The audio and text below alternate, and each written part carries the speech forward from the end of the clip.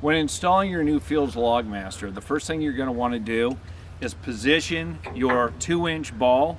It can either be bolted in place or you can take and weld it right to the top of your bucket.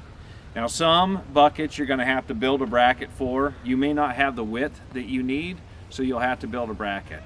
Once you've done that, you're going to take your LogMaster and you're going to set it up next to the bucket, and you're going to take the teeth and you're going to measure within 1 inch and set the bucket up like this, and then you're going to take the distance between the center of this ball and the center of the coupler here, and whatever that is. On ours right now it looks like it's about 4.5 inches, so we're going to have to unbolt this coupler from the LogMaster, and then we will remove 4.5 inches from the length of this, and then we'll just re-drill 2 new holes and bolt it back on, because this is the optimal length that you're going to want this to be for picking up logs.